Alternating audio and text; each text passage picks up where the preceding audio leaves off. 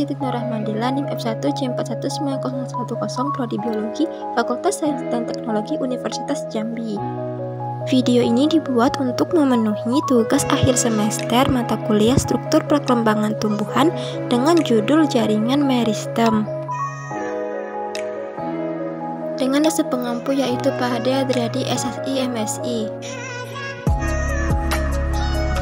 Jaringan meristem adalah jaringan pada tubuh tumbuhan yang berisikan sekumpulan sel yang belum berdiferensiasi dan aktif beraktivitas dalam melakukan pembelahan sel. Pembelahan sel adalah aktivitas pembelahan yang membagi sel induk menjadi dua atau lebih sel anak. Pembelahan sel pada jaringan ini berlangsung sehingga terus-menerus sehingga menambah jumlah sel pada tumbuhan. Peranan jaringan meristem memiliki peranan yang sangat penting dalam pertumbuhan dan perkembangan tanaman. Pertumbuhan jaringan meristematik dapat dirangsang dan diinduksi dengan jalan melukai bagian tubuh tumbuhan ataupun lewat kultur jaringan. Meristem pucuk dan kambium adalah jaringan meristem yang sangat mudah untuk dirangsang pertumbuhannya.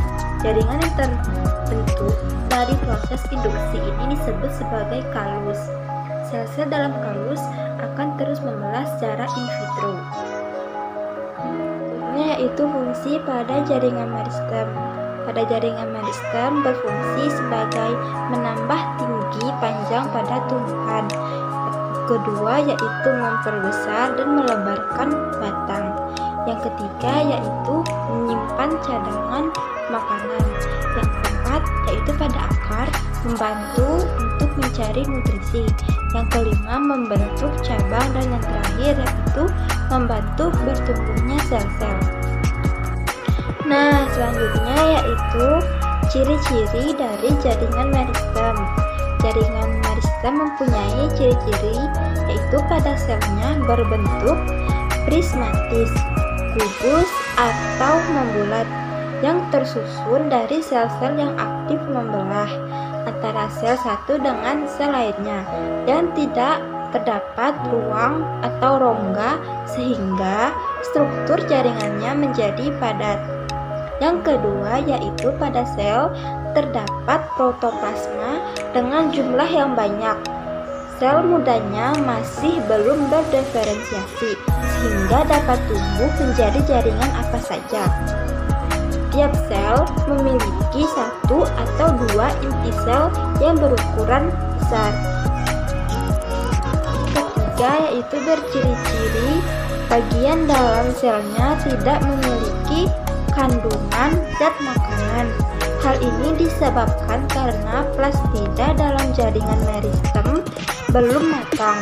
Plastida adalah organel yang dinamis dan mampu membelah serta memiliki kegunaan sebagai tempat pembuatan atau penyusunan atau penyimpanan suatu senyawa kimia penting.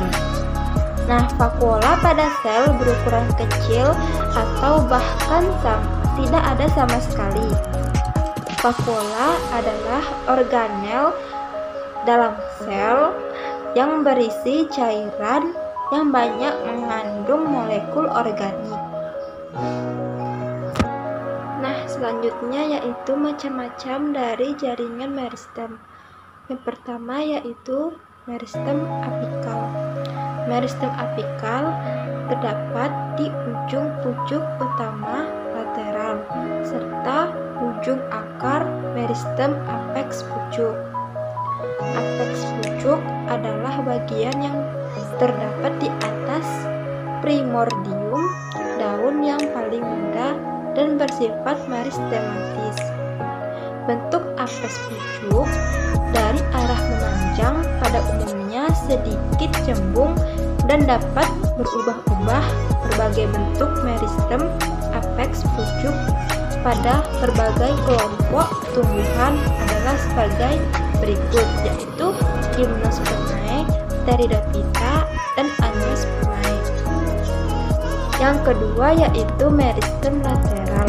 Meristem lateral terletak sejajar dengan permukaan organ tempat ditemukannya.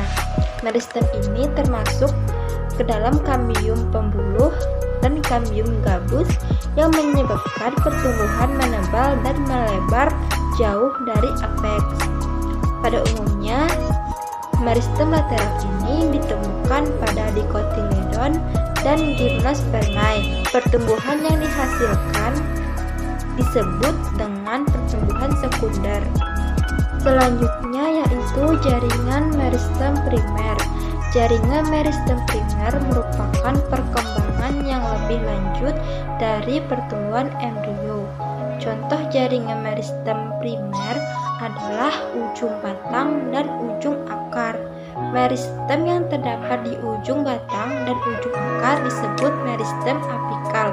Kegiatan jaringan meristem primer menimbulkan batang dan akar semakin bertambah panjang. Pertumbuhan jaringan meristem primer disebut dengan pertumbuhan primer.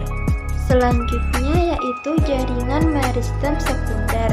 Jaringan meristem sekunder adalah jaringan yang berasal dari jaringan dewasa dan selanjutnya berubah menjadi meristematis sel-sel meristem sekunder.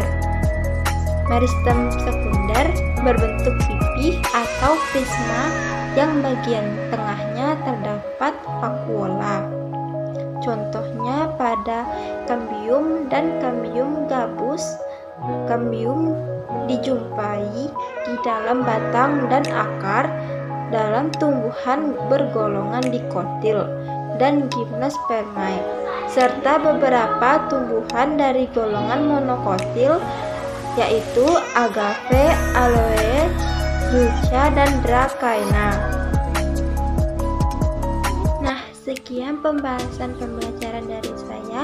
Semoga ilmu yang saya sampaikan bermanfaat bagi kalian yang menonton video ini. Lebih kurangnya saya mohon maaf. Jangan lupa like, comment, and subscribe ya.